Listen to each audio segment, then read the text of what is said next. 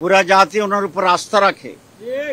পুরা জাতি আগামী বাংলাদেশ পরিবর্তন এবং নেতৃত্বে ক্ষেত্রে ওনাকে একজন অপরিহার্য নেতা মনে করে। আমির জামাতের যে অপারেশন হয়েছে এবং ওনার যে রেট অফ ইমপ্রুভমেন্ট এবং হসপিটালে যাওয়ার রিকভারির যে অবস্থা, এটা আলহামদুলিল্লাহ অনেক ভালো, অস্বাভাবিক ভালো, যেটা সাধারণ পেশেন্টদের চেয়ে অনেক ভালো। আপনারা অনেক কাভার করেছেন এবং আমরা প্রথম দিনেই অপারেশনের আরেকটা ব্রিফিং করেছিলাম। আপনারা জানেন যে আমাদের মহাসমাবেশ যেটা ছিল পল্টনে সোহরাওয়ার্দী উদ্যানে, সেখানে বক্তৃতাকালীন অবস্থায় উনি হঠাৎ পড়ে যান। এরপরে আমরা ওনার রেগুলার চেক আপ করি। সেই চেক আপে এখানকার যিনি কার্ডিওলজির হেড আছেন,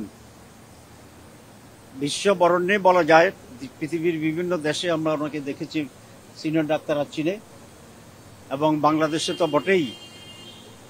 ওনাকে এক নাম্বার কার্ডিওলজিস্ট হিসাবে বাংলাদেশের ডাক্তাররা ট্রিট করে।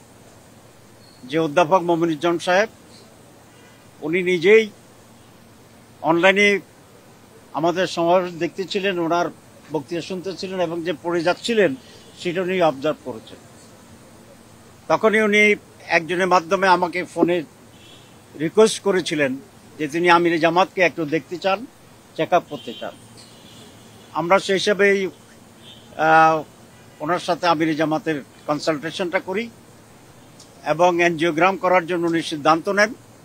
সেই এনজিওগ্রামে ওনার 4টার ব্লক ধরা পড়ে এবং কিছুটা কমপ্লিকেটেড জায়গাতেই ওনার হার্টের ব্লক ছিল।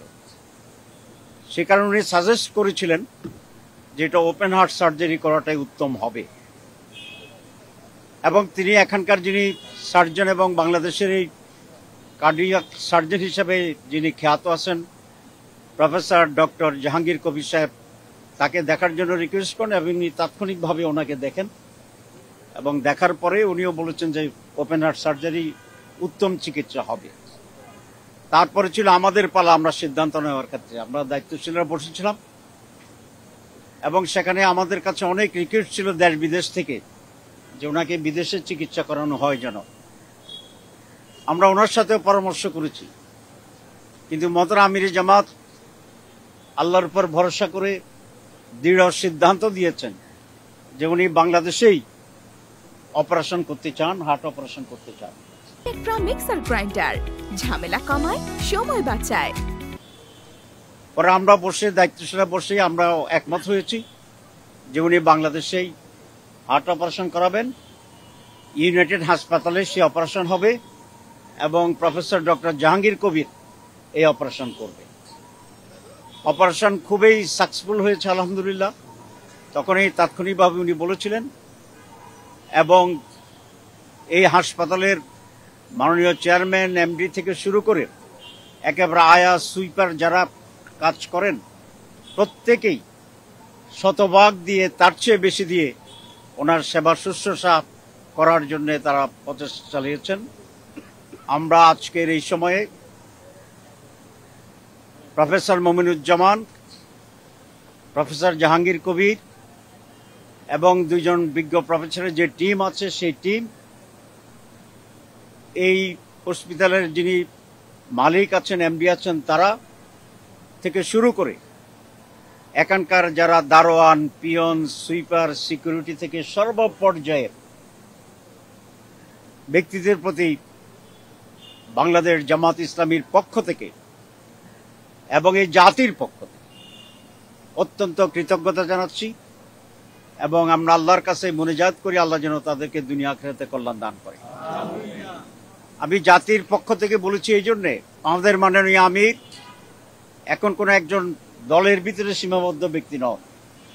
পুরা জাতি ওনাকে রেসপেক্ট করে, পুরা জাতি ওনার উপর আস্থা রাখে। পুরা জাতি আগামী বাংলাদেশ পরিবর্তন এবং নেতৃত্বে ক্ষেত্রে ওনাকে একজন অপরিহার্য নেতা মনে করে।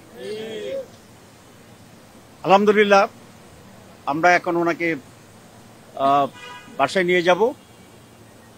ওনার সেখানে আরো 2 সপ্তাহ রুটিন মাফিক ওনার রেস্ট প্রয়োজন হবে, কিন্তু এই জন্য উনি ইনশাল্লাহ কর্মক্ষমই থাকবেন। উনি আমাদের সবাইকে পরামর্শ দিতে পারবেন এবং 3 সপ্তাহ পরে আল্লাহর সাহায্যে ইনশাআল্লাহ আবার অ্যাক্টিভ হতে পারবেন, দেশের জন্য জাতির জন্য খেদমত করতে পারবেন বলে আমরা আশা করি।